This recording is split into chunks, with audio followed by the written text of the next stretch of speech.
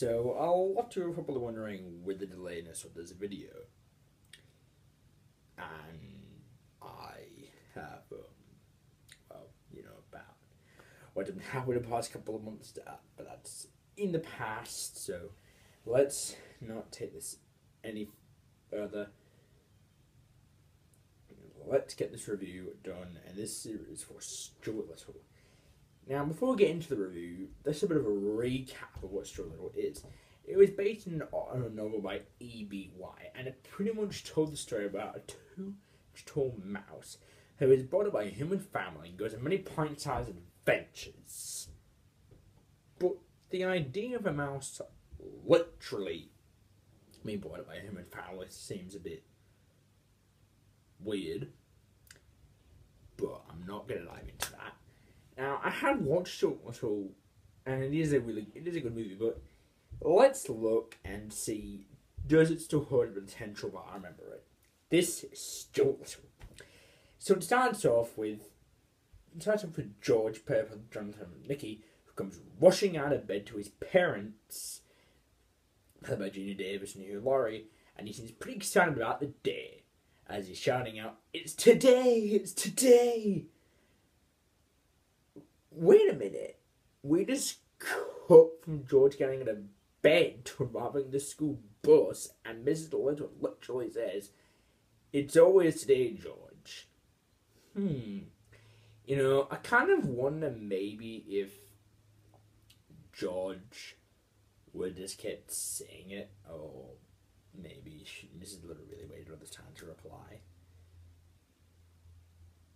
Hey, we don't even know. I mean, I guess you could go on special features, go on deleted scenes, and maybe you'll find something there.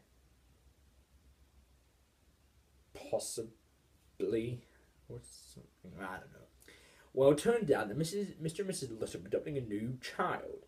So, yeah, obviously, George is going to have a new brother or sister.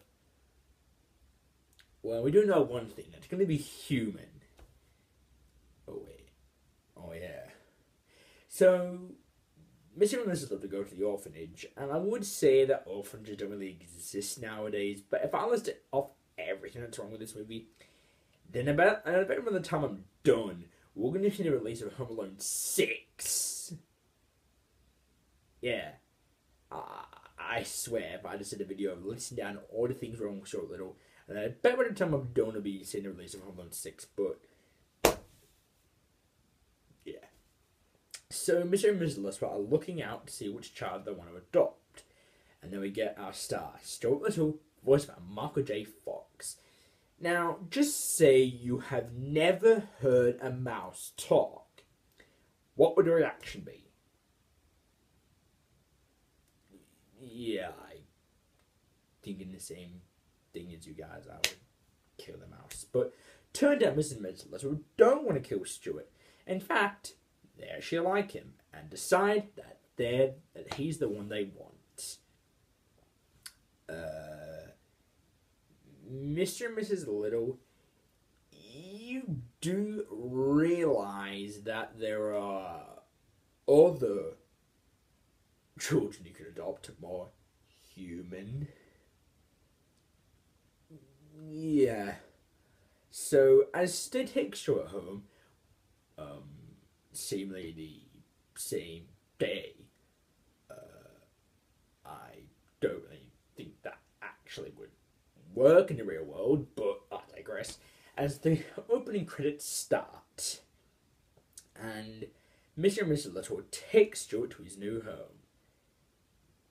Wait. So they live in a house, little house that is in a big New York City, and there's like two huge fucking buildings next in between there, and then there's their house. What the fuck thought about that? Yeah. Well, maybe the house was years old and then they put the two buildings there or something. Oh, I don't know.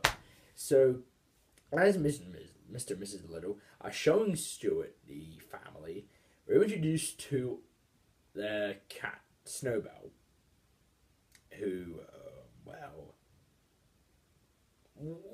wait. So, you two have knowingly adopted a mouse as your son when you own a pet cat. Did you even think about that before you even went to the orphanage? Hey, maybe we should adopt a mouse, but we have a pet cat. Yeah, but we're gonna just tell him not to eat the mouse. Good idea.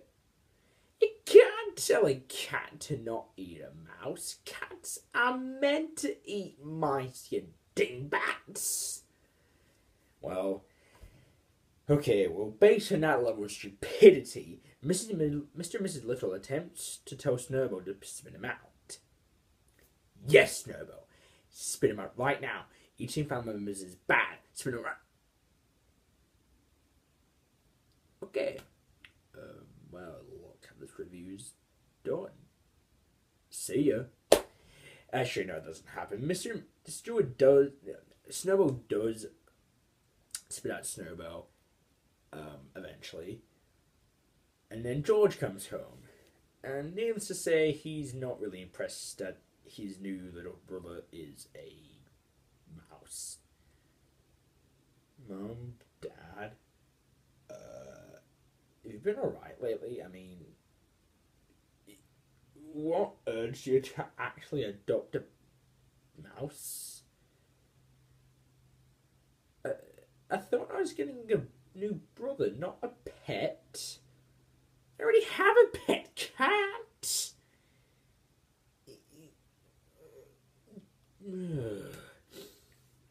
Yeah, you know, to be quite honest, I would actually kind of have that same reaction if I went home and I found out that my parents took the mouse. So they have dinner, and Stuart and George try to get into each other, though George is not that very enthusiastic. You know, I would have had so many questions popping through my head, you know, like, is it alright if I step on you? Get the fuck out. I want a new brother. I want to go back to being an only child. Yeah, if I was George, I probably would have said things like that, you know. Yeah. So after dinner, Stuart heads to bed, but is unfortunately visited by an unwelcome midnight visitor. Yeah. Snowball tries to eat Stuart again. You know, God, only like, seriously, Stuart has not even been here for 24 hours and he's already had 2 near-death experiences with Snowball. I mean, good God. Seriously, I mean, like, oh, man. So, the next day, George and Stuart clean their teeth. Yeah, you heard me right.